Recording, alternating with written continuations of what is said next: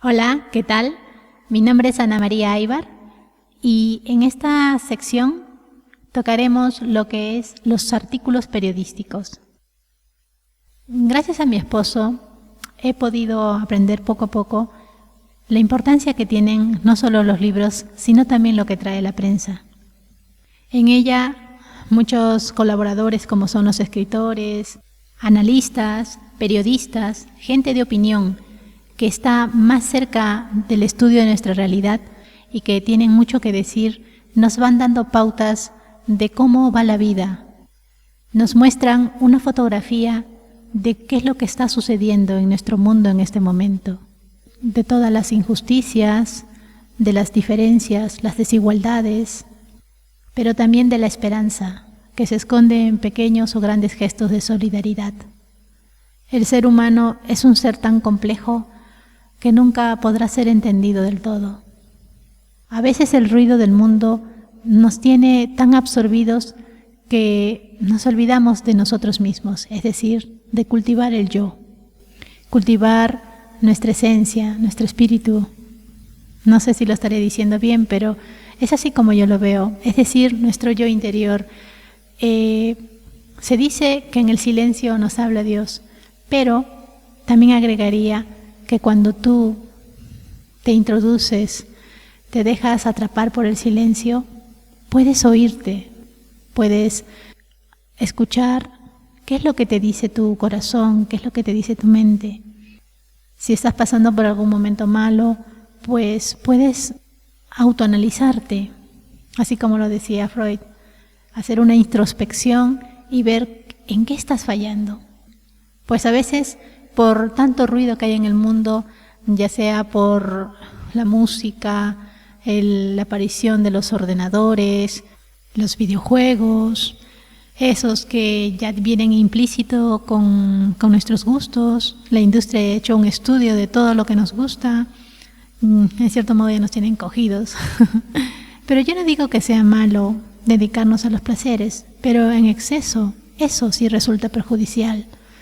Hay que darnos un tiempo también para cultivar el espíritu. Estamos como, ¿cómo diría yo? Como secuestrados. Es decir, estamos con las orejas así, tan abiertas, solamente para escuchar aquello que nos gusta, que no escuchamos realmente lo que es importante. Eso me hizo recordar que había algo que quería compartirles a ustedes hace ya bastantes días.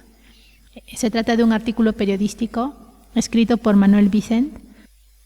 El mismo fue publicado el 25 de octubre de este año, de 2015, en el diario El País. Y bueno, para qué negarles, me lo compartió primero mi esposo porque le gustó muchísimo y me dijo, me gustaría que lo leas. Y bueno, lo leí y me encantó. Justamente habla de la sociedad actual, de cómo estamos llevando nuestra vida, pero en particular, cómo estamos llevando la vida de nuestros más pequeños. Me gustaría que lo escucharais con atención y que os pongáis a reflexionar qué tanto está la tecnología absorbiendo vuestro pequeño universo, de vuestros pequeños tesoros. Un abrazo y a continuación, la lectura. Manuel Vicent. Piratas. A la hora de explicar algunas características del cerebro humano, el profesor decía a sus alumnos que ese órgano es la principal materia prima que existe en nuestro planeta, la única fuente de energía realmente inagotable, sostenible y renovable. Millones de recién nacidos se incorporan cada día a este mundo con ese tesoro instalado en la celda del cráneo.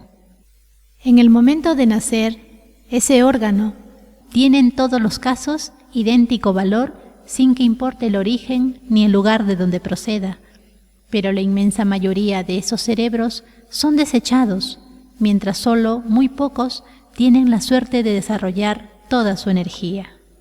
No hay injusticia más perversa ni despilfarro más estúpido que desperdiciar ese tesoro. Para animarlos a cultivarlo, el profesor decía a sus alumnos que todo lo que aprendan en el colegio y en la universidad será una riqueza invisible que les acompañará siempre a cualquier parte del mundo a donde vayan. No tendrán que declararlo en la aduana. El escáner no podrá detectarla.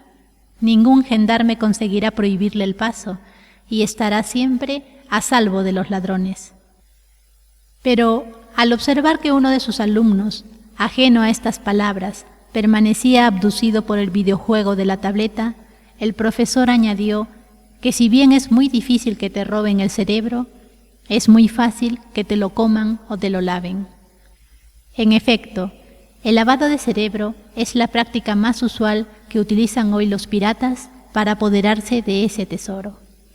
El fanatismo, la superstición, el sectarismo, los recortes en la educación, la manipulación de las redes sociales son las formas de piratería que pueden convertir al niño más inteligente en un futuro esclavo.